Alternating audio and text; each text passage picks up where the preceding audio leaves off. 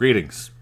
So, today I thought we could talk about Orpheus, the god of poetry. He actually was a mortal who became a god. You probably know, most people do, the story of Orpheus and Eurydice. He went to retrieve his wife from the underworld after she was bit by a poisonous serpent. And the condition was he couldn't look at her until they reached the upper world, but she stumbled and he turned around, and she was lost to him. And then later he was destroyed by the Maenads and the followers of, the female followers of Dionysus. And it's an important. It's one of the most important myths in the Western canon for sure. But what's so important about it is it always has relevance. It's the myth of the eternal return, because it always comes back and bears truth almost at any age.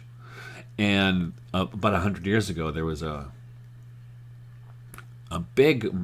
tremendous movement that began in France and Belgium, but then spread, especially on the continent, not so much to England, called the Symbolist movement. It also touched on the Salon de Rose-Croix, the Rose Cross. Josephine Paladin, who was like a wild character, impresario. But as far as Orpheus goes, there were two figures that occur quite often in the art and poetry of the time. And Orpheus is one, the other is John the Baptist. What do they have in common? Well, they were both beheaded in a fit of madness. And it's interesting that with both of them, women were the Maenads who destroyed Orpheus, and John the Baptist was really the deed was undertaken by men, but it was orchestrated by women, as we know. Herodias and Salome, her daughter, who connived to get the head of John the Baptist on a silver platter. So it's an interesting. I think it's super interesting in our own moment now, right? With the kind of hysteria, that we are prey to. In fact, I think Rene Girard could do a whole scapegoat thing on this. But 100 years ago, part of the reason Orpheus became such an important symbol, figure, is because the world was insane. And that's why I think it's an important figure now, because our world is completely insane. If you're watching Twitter the last couple of days with Trump and Elon Musk, the world is insane. I don't even understand anything anymore. Nevertheless, I think the Orphic figure, the story of Orpheus, who when he sang, he chanted his poetry, that even the trees would move to his music, and he tamed the beasts, right? So there's that part of it, and there's the part that hates that. And you can think about John the Baptist in a way, also in a way, taming the beast. And so what's the beast do? It kills you, right? I've often speculated, I'm not trying to get melancholic here, that I have some, you may have noticed, if you watch this channel on a regular basis, that I have some ideas that some, not me, might construe as heretical from a mainstream Orthodox Christian perspective. And I don't mean Eastern Orthodox, but they're certainly, I have those guys in mind. That if the power were in their hands, I would be the kind of person who would be burned at the stake, and they would feel justified to do it. I think it's true, but they don't have any power, so all they can do is shoot off mean tweets. So yeah. So anyway, I want to share a couple things from 100 years ago, and one thing from more recently. In the poetry of the time, I wrote a Substack on this, and I will link it in the description. One person I can't really include, even though he wrote poetry, is Jean Cocteau, who did a whole film series. It's called the Orphic Trilogy, starting in 1932 and ending in 1960. He did 3 films. He did Blood of a Poet, which is a wild, wild movie. Then Orpheus, which is kind of a retelling of the Orpheus myth in modern times, or 1950. And then he did The Testament of Orpheus, which was kind of an autobiographical dream film. Always, also very wild. I mean, he was a big opium smoker, so so you can imagine what it's like. But I love those films. I mean, as much as I probably don't understand as much as I understand in those films, but I really do love them. And the cinematography, especially in Orpheus, is phenomenal. And if you don't know it, a little aside, his film Beauty and the Beast, which I think came out in 1946, I think is one of the most beautiful films ever made. And cinematography is fantastic. And the same guy who is the cinematographer, what's his name, Henri Lecun, did also in his 80s was the cinematographer for the movie Wings of Desire, which and you can tell if you see both of those films, yeah, I can see this guy's style. Now, so I can't do Cocteau, but I can do a couple of his contemporaries. And the first one I want to look at is Guillaume Apollinaire. Here's what he looks like, or looked like. He died over 100 years ago. And Apollinaire was a friend of Picasso. He's the guy who came up with the term Cubism, right? It was an art critic, though Picasso didn't think he knew anything much about art. But he was an art critic, great promoter of the arts, but also, I think, one of the greatest poets of the 20th century.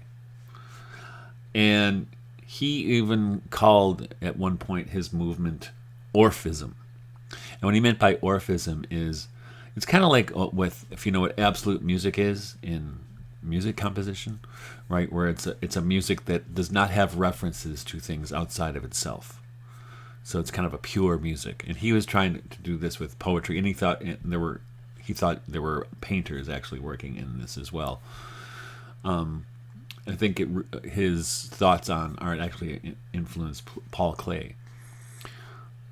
So anyway, I'm going to read a couple of his poems from The Bestiary, or the subtitle is "Or the Parade of Orpheus." Now he's got 4 poems on Orpheus in here. I'm just going to read 1 or 2, and he also has a poem about John the Baptist. Now then we'll get into a little bit heavier stuff, but I do love his poetry. And here's I'll read the first one on Orpheus. First poem, right? Admire the awful strength, the noble lines. His the speaking voice of light, as Hermes Trismegistus said in his Pymander. So those of you who into Hermeticism, I'm going to jump on that. Here's another Orpheus poem, which I think I like even better. The she-kingfisher, love, and winged sirens know deadly songs, dangerous, inhuman songs. Don't heed these wretched birds, but hear the angels of paradise. And here, all of these poems, I love it, are accompanied by wonderful woodcuts by an artist named Raoul Dufy, I think is pronounced. And now this is, these poems are kind of tame for Apollinaire, but they're charming. And the last one I'm going to read is the one about John the Baptist, but it's called The Grasshopper. And I love the humor in this one. Let me take a drink. See the fine grasshopper that nourished St. John. May my verses be like him, a feast for the best of men. I love that one. Now, I like the poems of the Bestiary, but I don't think those are his greatest poems. I think they are great poems, but I don't think they're his greatest. His greatest poems, he's got quite a few. He was also the guy, I don't know if he invented it, but he did a lot with concrete poetry, where poetry paints looks like the thing it is. I mean, you can say, George Herbert certainly did that in the 17th century with the altar and Easter wings. But Apollinaire took it to a whole nother level, as they say, in the early 20th century. No doubt influenced by his relationship to all these pictorial, guys who made pictures for a living. But I'm going to read just the end, because my favorite poems are Zone, probably one of my favorite poems ever, and another one which I adore called Poem Read at the Marriage of André Simon, which is an extraordinary poem. It's kind of lived in my soul for a long time. But I'm going to read part of, pardon me, a poem called Phantom of the Clouds, which, to set it up, I'm just going to read the last page or so. To set up, it's a poem about, and this is what I love about him, he just goes out and observes things. And the poetry arises from what he's observing. And, he lived in Paris. And so the poem starts around, I think it's July 14th. Yeah, it was the day before. It was July 13th, the day before July 14th. And he's out on the outskirts of Paris, and there are kind of street performers of acrobats. And they want to perform, and they want the small crowd there to cough up 3 francs, and then they'll start the show. But they don't get 3 francs. They get $2.50 or something, and they start the show anyway. And it's just him observing and kind of dreaming into the observation at the same time, and it's just extraordinary what he does here. But I'm going to read you the last bit here. This is when they wanted 2 francs 50. But when it was clear that no one would give anything more, they decided to begin. From behind the organ, a small saltimbanque came out dressed in consumptive red, with fur at his wrists and ankles. He gave a few brief cries, and saluted with his forearms prettily held, his hands spread out. With one leg back, ready to genuflect, he bowed to the 4 cardinal points. And when he balanced on a ball, his slim body became so delicate a music that none of the spectators could resist it. A tiny spirit without humanity, everyone thought, and this music of shapes destroyed that of the mechanical organ, which was ground by the man with his face covered with his ancestors. The little saltimbanque turned a cartwheel with so much harmony that the organ stopped playing, and the organist hid his face in his hands, with fingers like descendants of his destiny, small fetuses which came out of his beard, new Indian cries, the angelic music of trees, the disappearance of the child. The saltimbanques lifted the great dumbbells in their arms and juggled with the weights. But each spectator looked in himself for the miraculous cloud. But each spectator looked in himself for the miraculous child. Century, oh century of clouds. I just love that last line. But each spectator looked in himself for the miraculous child. Century, oh century of clouds. Now, what I think is so important in poetry in general, that's why I think, a lot of times when I talk about poetry on my channel, people check out, but I don't care. Because to me, poetry is the anti-ChatGPT or anti-AI. Because poetry is dependent both in the poet and in the reader or audience on 2 things: intuition and imagination, which are 2 things AI does not have and never will have. So I think, in a way, the antidote to our effed up times is poetry. And poetry, poets border on mystics, because there is a religious or transcendent dimension to the making of poetry, at least the making of real poetry. And I think that's an important thing to cultivate. And it has to be cultivated. It's not something you can just do one time. I didn't get it. It's something you have to kind of nurture, like a child, right? You don't just feed the baby once. Just leave it alone. You got to cultivate it. You have to nurture it.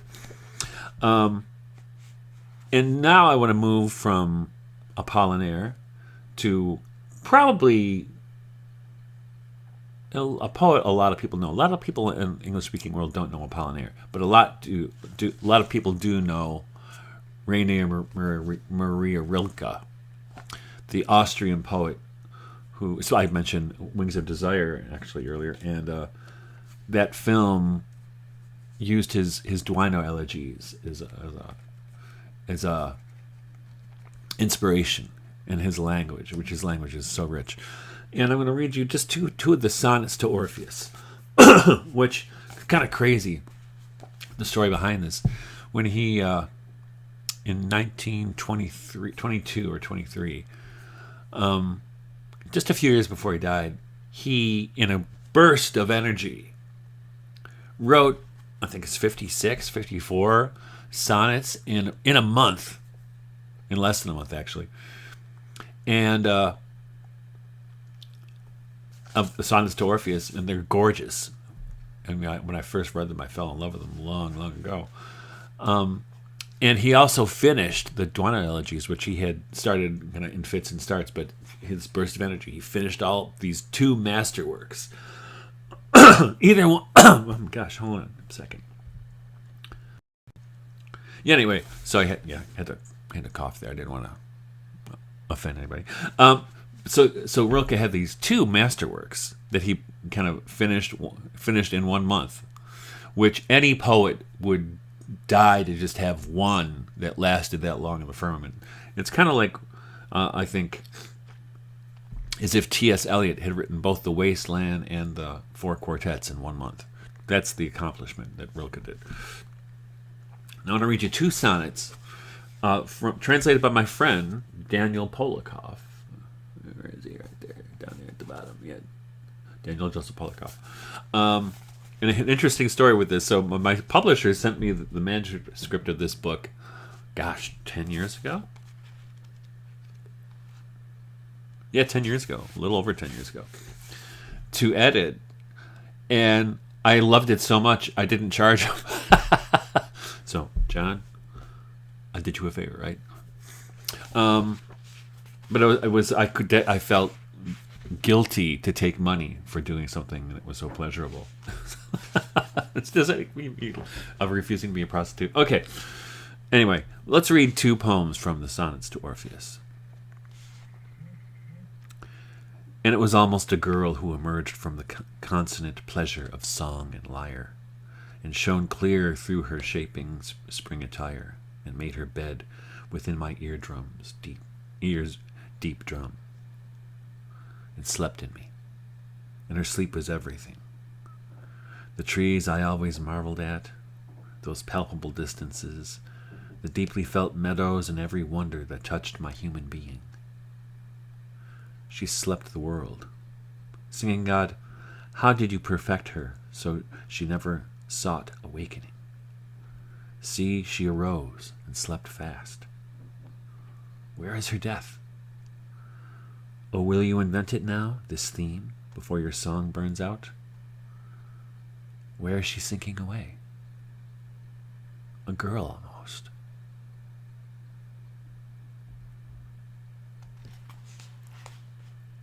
And that's Sonnet 1, Section 1, Sonnet 2, and I'm going to read Section 1, number 26. But you, divine one, you who sang to the end when the Maenads attacked in scorned throng, you overcame their riot with order, sweet friend. Out of destruction rose your uplifting song. None there could hurt your head or your lyre, no matter how they raged.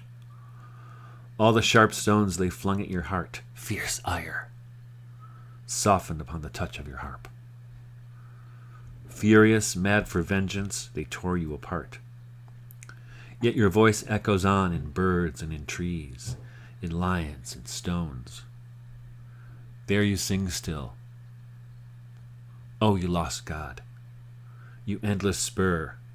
Only because you were scattered by enmities are we now the hearers and a mouth for nature.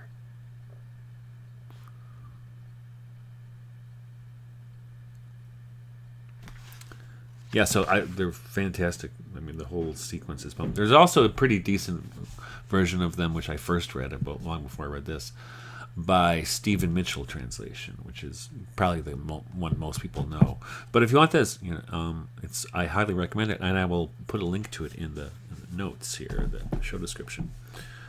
And so here you have these. What is with it, man? 100 years ago, you have these poets, and it's not them. I mean, I mentioned T.S. Eliot. There were lots of them who were producing this work that was innovative, but there was a transcendence to it. But also, I mean, transcendence. When you say that, it's like you want to think excarnated in a way, but they're not excarnated at all. They're totally incarnated. They're in their bodies, they're in the flesh, but they recognize the spirit. And that you see that in Cocteau, you see it in to a less degree than in Apollinaire, and certainly it's in Rilke all over the place. So I first encountered these ideas probably when I was 18. When my girlfriend at the time and I went to the Detroit Institute of Arts and went to a show that was there on symbolism. I think it was in Polish painting, and I was just kind of blown away, by the aesthetic, the way to reimagine myth, and how myth, in a way, ancient myth is a commentary on modern times. And I think, you look back to a little bit around that same generation a little before, you have Sigmund Freud, right?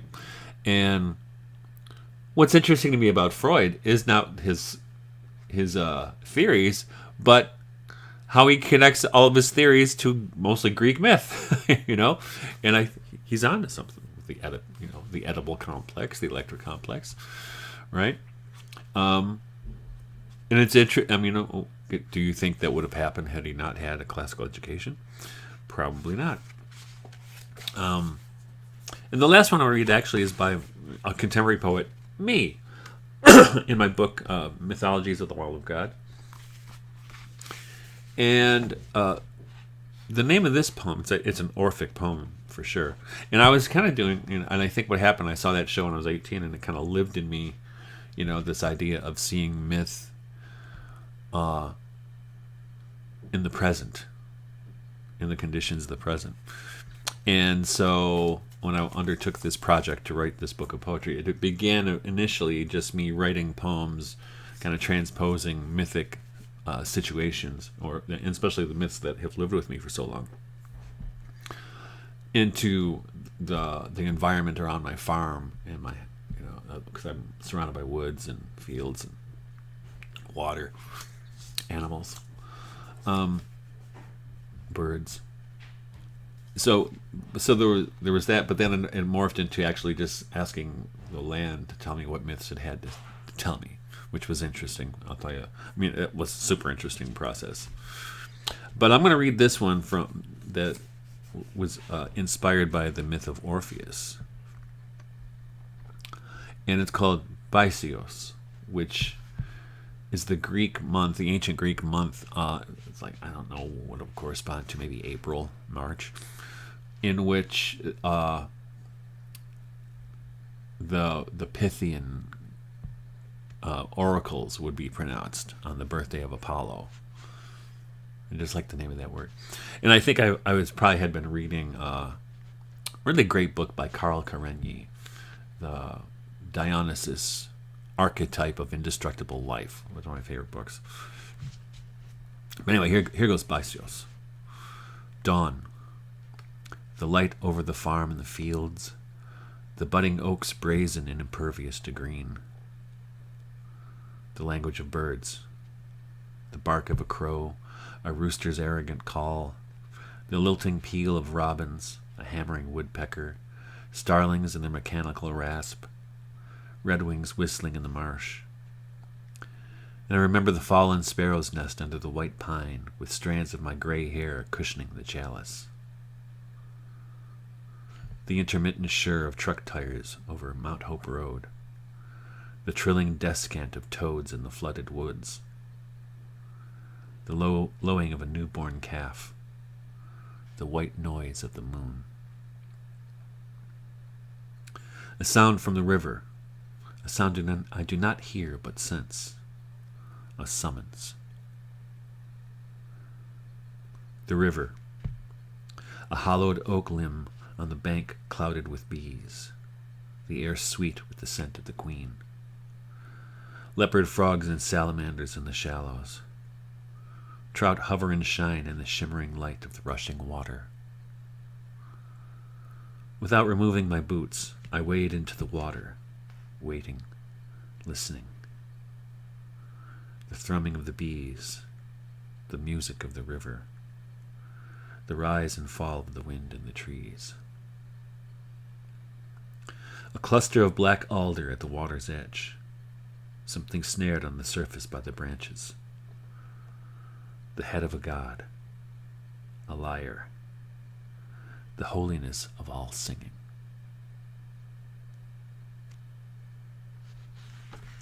So think about. I mean, I'd love to hear your comments about this. If you haven't subscribed, please subscribe. Love to hear your comments about this idea of madness of our times and what's the antidote to it. And I think I'm going with my boys, right? It's not just Orpheus. Orpheus is the symbol of our madness because or Christ, right? In fact, actually, the early Christian church, it was kind of dangerous to depict Christ because it would out you as a Christian. So they actually used Orpheus as a cipher or a symbol for Christ because he also descended into the underworld, right? And saved the soul.